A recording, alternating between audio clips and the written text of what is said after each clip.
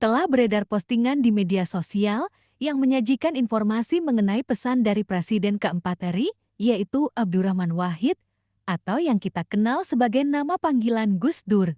Dinarasikan bahwa ada pesan terakhir Gus Dur sebelum wafat kepada Habib Rizik. Pesan tersebut berisi pesan Gus Dur sebelum wafat. Saat ini Habib Rizik berseberangan dengan saya.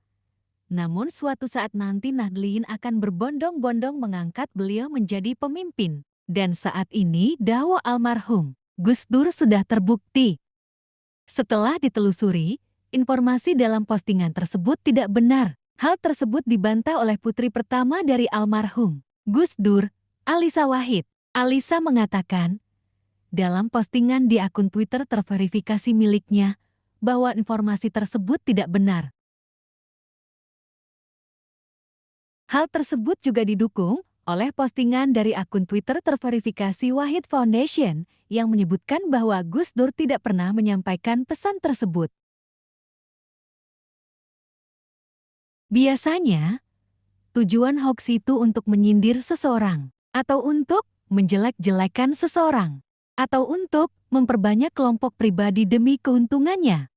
Seperti kasus ini, yakni politik identitas kubu 01 yang memanfaatkan warga NU untuk memilih paslon 01. Saya meragukan ke-NU-nya kalau tidak milih Amin.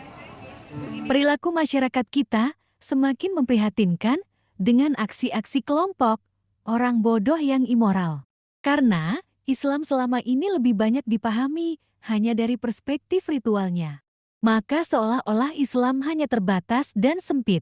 Dan karena negara di Indonesia mayoritas Islam, tentunya Islam dijadikan alat untuk merekrut orang demi keuntungan kelompok pribadi. Membawa-bawa nama agama untuk kepentingan pemilu merupakan salah satu cara supaya dukungan suara itu mengalir dengan cepat. Ya, kita bisa melihat jelas dengan track record dari pasangan 01 ini. Caimin, di dalam setiap kunjungannya, di dalam setiap kali dia berbicara, dia selalu mengatasnamakan membawa nama PBNU untuk mencari dukungan, untuk memaksa ya secara tidak langsung untuk mendukung mereka. Dengan salah satu contoh, dia mengatakan dalam video ini bahwa siapapun yang NU dan tidak memilih Amin, pasangan Amin, itu kebangetan. Ya, dia kebangetan dan NU-nya itu pantas untuk diragukan. Ke-NU-nya diragukan. Nah, ini kan kata-kata yang tidak pantas, kata-kata yang tidak etis. Saya pikir Caimin ini itu sedang menodai, mencederai yang namanya kebebasan memilih. Ya, jadi bukan berarti kalau seseorang itu NU, dia wajib memilih pasangan Amin. Ya, walaupun memang partai PKB itu terafiliasi dengan NU, tetapi bukan berarti ya memaksa mereka yang NU itu harus memilih pasangan Amin. Nggak seperti itu ya. Secara tidak sadar, Anda sudah dibodohi atau memaksa bahwa Anda harus memilih paslon 01. Padahal sih, Anda sudah terjebak dalam memilih.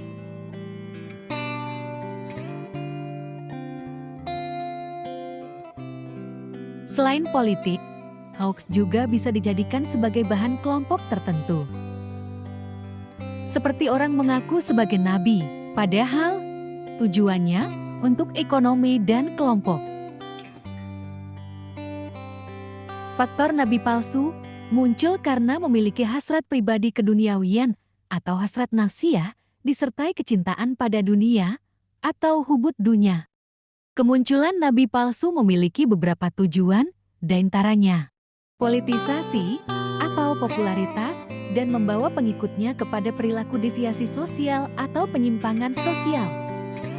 Padahal, Nabi Muhammad sendiri dalam ajarannya tidak memiliki tujuan tertentu, misal berupa kekayaan, harta, atau pangkat. Nabi hanya diberikan amanah oleh Allah untuk membawa umat manusia kepada rahmatan lil alamin. Adanya fenomena tersebut, jangan lantas kita langsung percaya terhadap pelaku tersebut. Perlunya sikap kritis dan memperdalam ilmu agama adalah salah satu sikap kita untuk merespon fenomena tersebut. Mengkaji sifat al-anbiya dari beberapa kitab-kitab ulama seperti Kitab Jawahirul Kalamiyah, Kitab Aqidatul Awam, atau yang tertinggi Al-Hikam Ibn Athaillah Al-Iskandari. Di lain sisi, kita harus perkuat dengan pengamalan ibadah, mahdoh, dan goru mahdoh untuk memperkuat keimanan kita. Dengan adanya fenomena tersebut, semakin kuatlah kita terhadap ideologi negara, karena ideologi kita tersusun dari keyakinan yang dalam. Tersirat dari sila pertama, sudah tugas kita memberikan sosialisasi kepada masyarakat tentang urgensi dampak kenabian palsu.